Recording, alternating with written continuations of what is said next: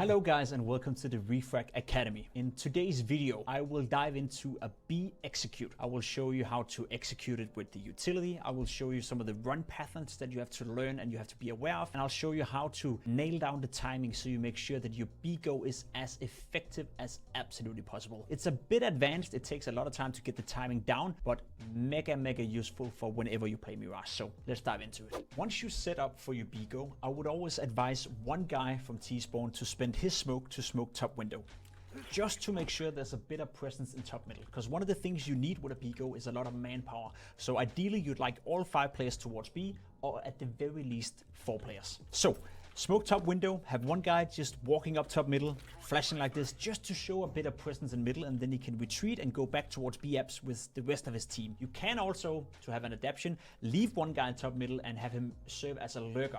But as I said, if you want an effective B go, I would advise in the beginning to have all 5 players over here in order to have as much manpower as possible, because someone will die in the process. It's almost impossible to do a clean B go. One guy using his smoke for top middle, flashing top middle, the rest of the boys over here will make sure to drop smokes for the guy standing over here. You can play in this position and you can stand in this position right here where I'm dropping smokes and throw every single smoke you need. So first one would be for window right here. You throw it like this. Second one would be for long door. You throw it like this.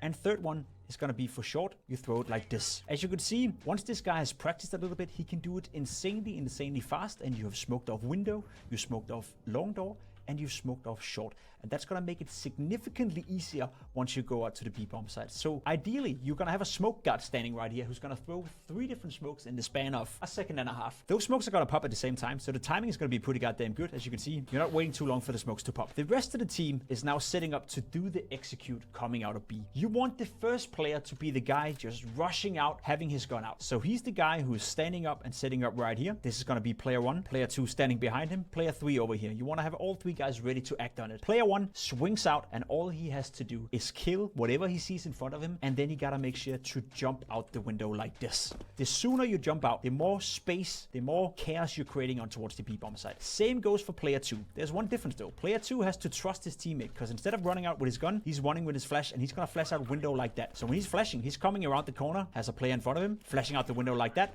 flashing out the window like that, jumping out with the back turned to it, and he's coming out here to help. So you have 2 guys jumping out the window, trying to create as much space as possible. I'll show you exactly where to look once we nail down the smoke. Player number 3, who's standing in this position, ideally, he'd be coming around and putting a Molotov either by car, or if you know your opponents, they like to play bench, by bench. One of 2 of these positions you want to Molotov, just so you make sure that there's not a player sitting car unaffected by anything, or to make sure there's not a player sitting behind bench unaffected. So player 3 will have to have a decision to make, either Molotov car or Molotov bench. And then he will, of course, as well come jumping out like this on balcony right here, helping to clear. The guy who smoked off before, once he's done throwing his smoke, he can, if he wants to, throw flashes above right here. But not, again, this is where timing comes into the place, not after they jump out the window. So if he can smoke and then throw 1 flash above the roof, that's gonna be fine. But he cannot throw 2 in case that makes the players jumping out the window blind. So there's a lot of timings going on. Now we have the smokes, we have the flashes, we have the Molotovs nailed down. I'll just show you what it looks like when you're jumping out. Let's pretend that you're player number 1 and player number 2. Player number 2 coming out like this, flashing out.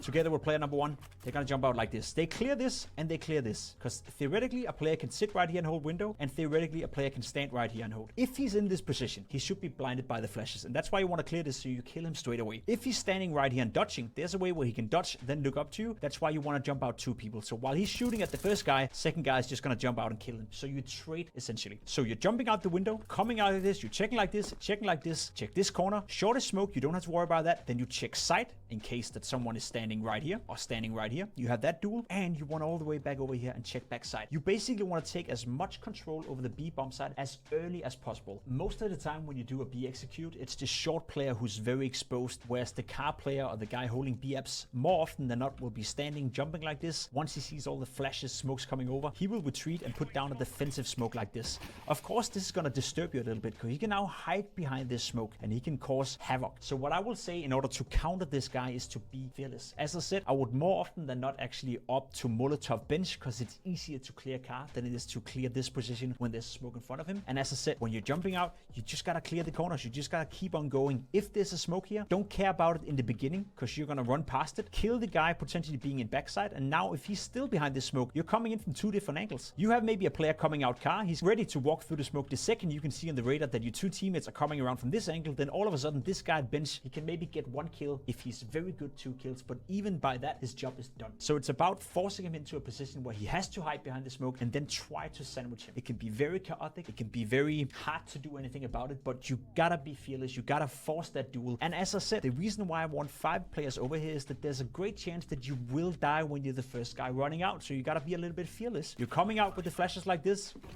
As said, this guy nailed the jump out. Odds are that you will fight someone or you will get killed, but then it's the second guy coming out's job to trade frag. While these 3 guys are rushing out, guy number 4 of course is coming with them, and then essentially if you have a 5th guy up here as well, he comes out as well. Or if you do decide to go with the route where he was the one faking mid presence in the early round, then maybe when you're doing the B-go, he can start to sneak out right here and see if he can catch off a rotation. It could be that a short player is hiding behind the smoke. It could be that someone is rotating through connector or someone is checking through window. This guy, again, with an A lurker, you have the same job here as a B lurker. Find a timing where you can punch in, way in, and maybe disturb a potential retake. So a lot of timings, a lot of utility, a bit advanced, but once you nail the B-go, you're gonna be mega effective on Mirage. Now that you've seen how you do a B execute, it's very important you nail all the utility. Smokes, flashes, even the Molotovs. Timing, of course, is going to be essential as well. So make sure to check out the training sets that we provide so you can go in, practice, and nail it before you jump into a game and do it. The B execute on Mirage is very, very hard, but it feels fantastic when it works. Thank you so much for watching.